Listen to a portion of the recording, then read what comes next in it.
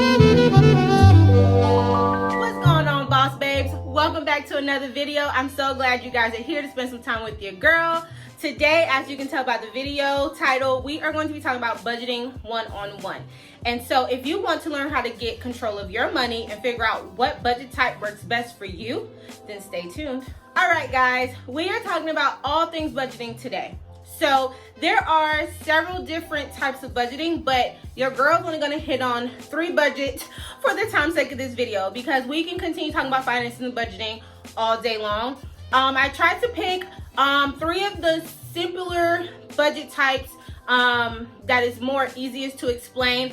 However, let me make this disclaimer. There's no right budget. There's no one right budget for everybody.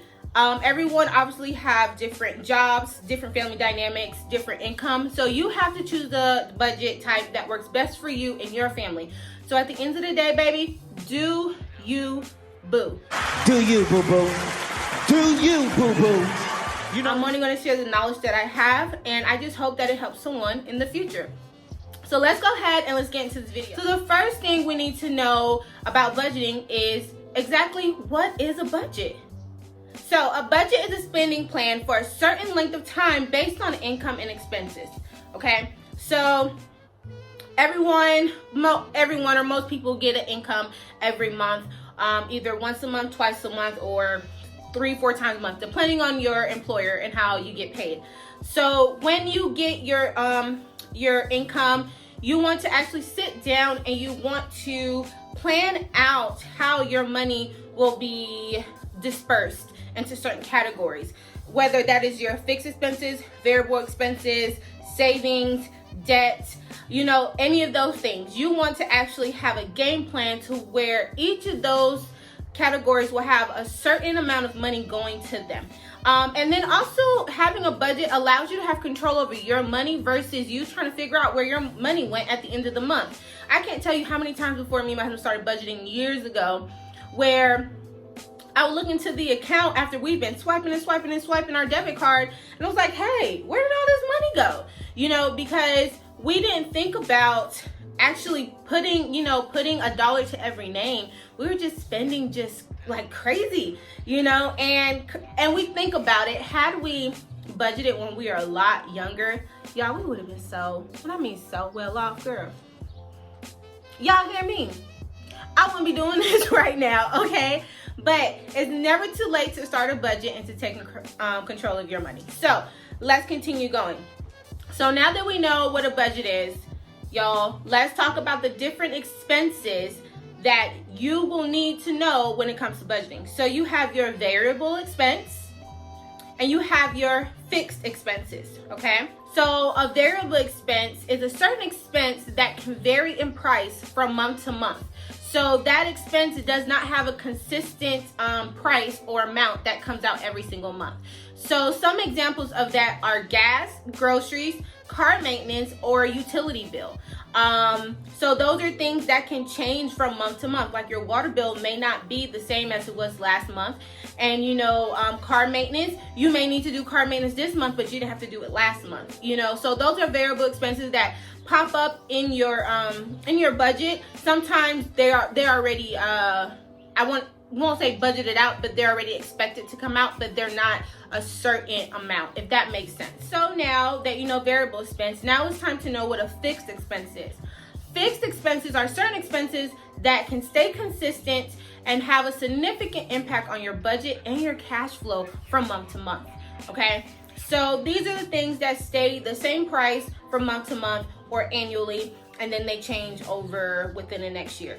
So some examples of fixed expenses are rent, annual subscriptions, loan payments, and insurance payments. Those things do stay consistent from month to month in most cases. So you are already expecting that certain amount of money to come out of your paycheck, and you already know how much it's going to be. So that is what a fixed expense is. Now that we know what a budget, variable, and a fixed expense is, let's go ahead and let's talk about the 3 different kinds of budgets. The first budget type that I'm going to speak about today is the cash envelope system. If you are a oldie but a goodie and you are here at my channel, you already know that your girl loves the cash envelope system. We've been doing it for years, and honestly, it has helped us to get control of our money, and it has allowed us to see where we spend our money in most categories, and then to actually see how much we are spending. I think that's the biggest eye-opening with the cash envelope system. However, that is the first type of budgeting type that we're going to talk about today. So a cash envelope system is simple. It's allocating a specific amount of money to certain envelopes each month. So some examples of cash envelopes are, again, gas, groceries, household, kiddos if you have kids, miscellaneous, pets. You can do different kinds, whichever works for you and your budget and your family. You actually customize those envelopes to what you think that you will need for a month or each month. The cash envelope system allows you to be able to use cash versus paying credit or debit. There is a psychology based behind the cash envelope system that has been spoken about over years, that it is research that they think when you spend cash, you are more willing to keep that cash than spending it, versus rather than having a card, you actually just spend and spend and spend because you cannot physically see that money. So it doesn't really do anything psychological to your mind. You know what I mean? So having the cash is a lot harder to give over than your card. I'm not gonna lie, when I see a 20 or even a 50 in my envelope, I'm like, ooh, do I need that? Do I wanna buy that? This 50 looking real nice in my envelope. You know, you kind of just wanna keep it. So those are some of the perks of cash envelope system. However, that doesn't work for everybody. Some people, that doesn't motivate them at all. As long as they see it, they're gonna spend it, you know, and then others, it does motivate them. So again, this is why you have to know what works best for you. So let's go on to the next budget type. The next budget type is the zero-based budget. So a lot of people do the cash envelope system and the zero-based budget hand in hand. I preferably do it here and there. I don't do every month zero-based. We try, but honestly, sometimes things come up, and we prefer to honestly have a little buffer, whether that's between $20 to $40 in our account. And so we don't specifically do zero-based budget. However, a zero-based budget is allocating every dollar to a category in your budget. So it's exactly what it's saying. So your income versus minus your expenses equals zero. So that means you will have zero money left over in your checking account or wherever you're holding your money. You will have $0 left because every dollar has a name. Whether the extra 50 cents go to this plant, it goes somewhere to something, okay? So the zero-based budget allows people to have a strict, a more strict hold on their budget, and allows them to, one, more than likely pay off debt a lot faster, two, allow them to save money a lot faster, and then three, it just allows them, again, to have that control over where their money goes, and not just have money sitting. Now, I'm not gonna lie, when I do have, for me personally, when we do have a buffer, I'm like, oh, we got a buffer, we can spend that, you know, we got like $40 left, so we got enough to get this. And in reality, we probably didn't need that little knickknack that we bought, but because we thought that we had, you know, the buffer, you know, it gives us a reason to spend that. When you think about it, we are in debt.